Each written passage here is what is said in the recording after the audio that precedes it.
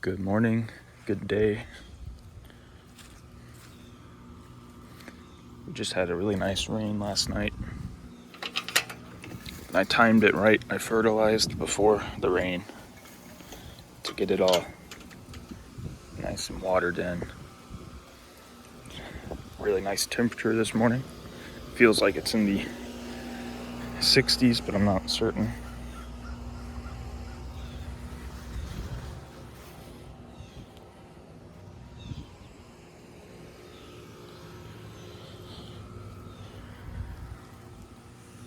Sorghum Sudan grass is steadily growing. So are the sunflowers, pumpkins. I planted some more of this Mexican sunflower in this small little ridge hill. Fertilized the bananas really nicely. I went ahead and one of the banana pups was suffering of some type of, it was just rotting, so I combed it out. A little earthworm right there.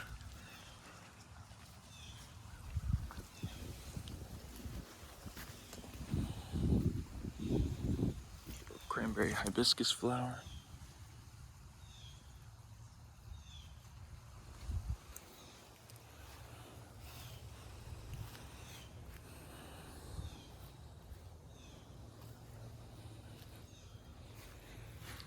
I've got one of my castor oil beans that's germinated and starting to pop up through the soil. These are all my containers that I had fertilizer in. And I'm actually going to steer away from collecting my fertilizers in plastic bottles, just due to the fact that when you're fermenting in plastic, there's going to be some leaching over time of plastics, and I don't really want to be putting that in my food.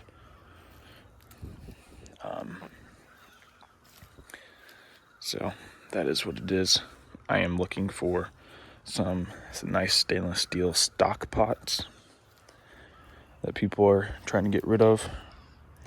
And I'm going to start using those, placing those all throughout the garden, the food forest, and making fertilizers in those, so I don't have to worry about any potential leaching or any negative things like that. As well as having little stock pots of fertilizer all throughout the garden, especially if I can get a larger one, or larger ones, like 10 plus gallon ones, then that'll give me the ability to fertilize a lot easier instead of having to go all over the place with them. But sugar cane's doing good.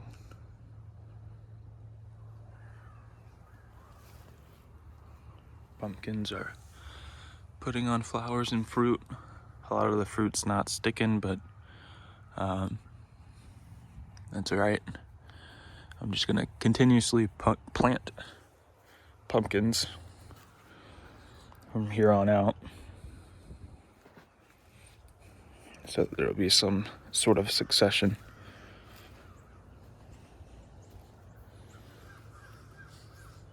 I've been planting all sorts of different things. I've been planting tomato seedlings around each tree. It's a good way to turn a non-productive fruit tree into producing fruit, such as this little pear tomato on this pear tree. It's not completely ripe yet, but it still tastes good.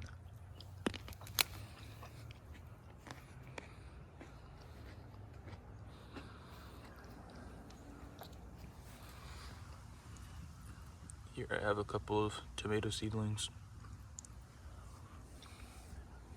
They're the of the pear tomato variety and the woolly Kate variety.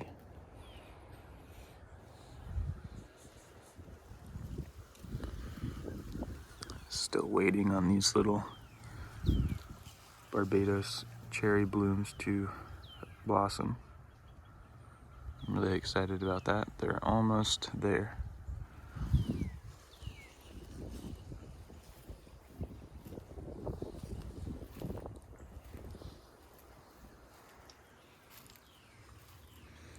By positioning my wheelbarrow right off the side of the shed, I've been collecting a little passive rainwater harvesting.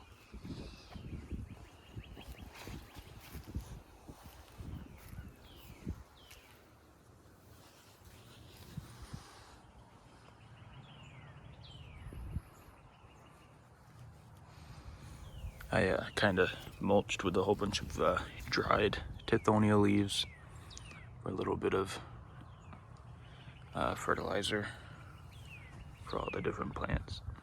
You can see a little baby cactus pad forming.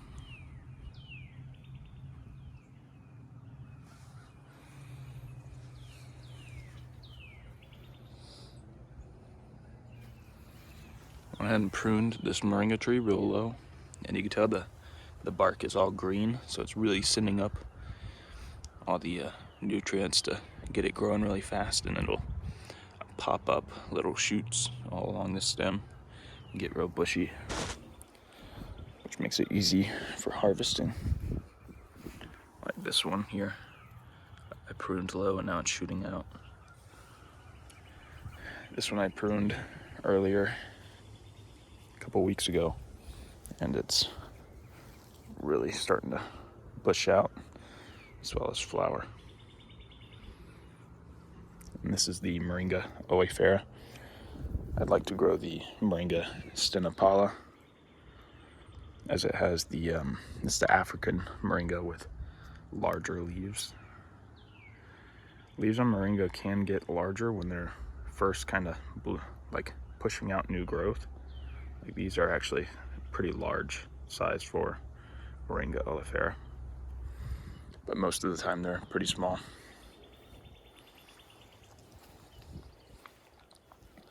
But still good nonetheless.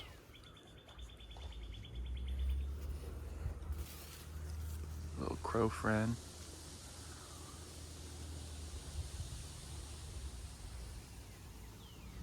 Feels really nice out today.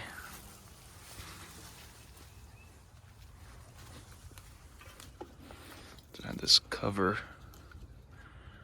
on the little pond because we got a lot of rain. I didn't want to risk it overflowing and losing potentially any of the little fish that I caught.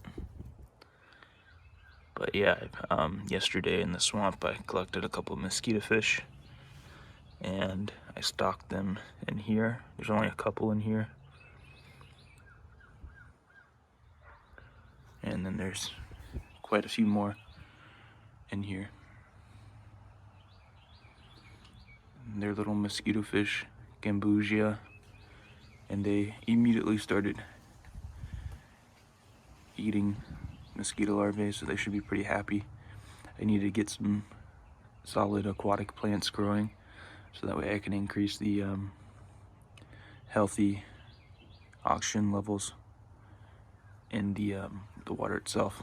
But Gambusia are a low oxygen species where they can thrive in environments like a puddle, so they should do well. I'm hoping that I got a female, so that way they'll start to repopulate. But it's just an experiment, so we'll see.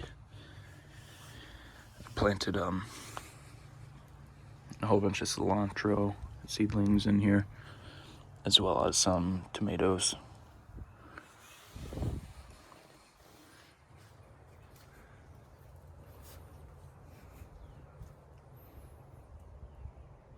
Yeah, I just saw one of the little fishes swim by, so They're doing all right.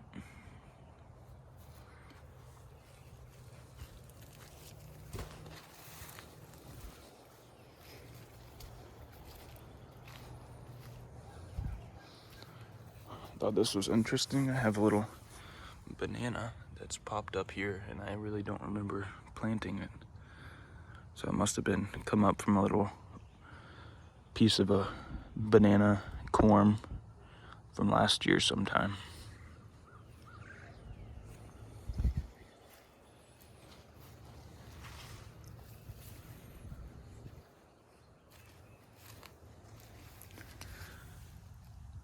Got some nice rabbit bedding and poo and urine that is fertilizing this little papaya, getting it growing again.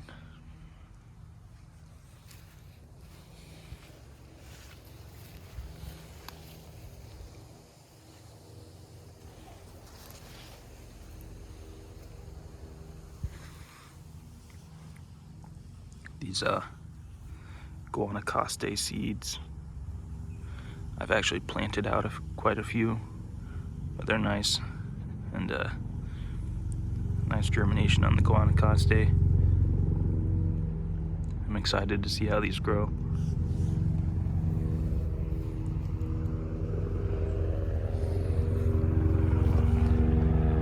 Little peanuts are doing good. Helicopter.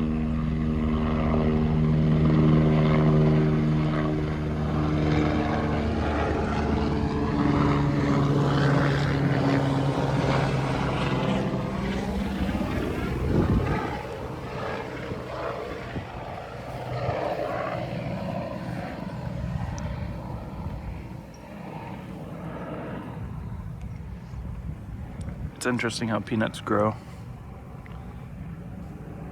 They provide these multiple shoots that come up, and then apparently they send these different aerial parts back into the soil, and those are what actually produce the peanuts. So it's cool.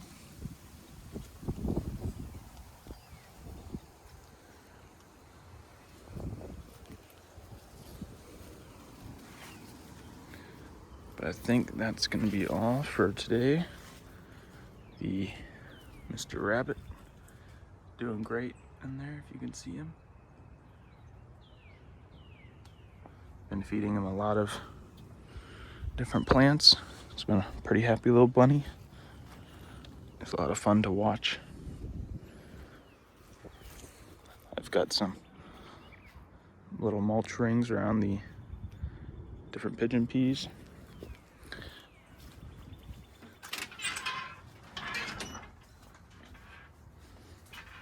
Yeah, Mr. Rabbit's doing good. Huh, buddy? That's where his ear was marked that he was a male. But yeah, we've been, I've taken him out and let him roam all around the porch here.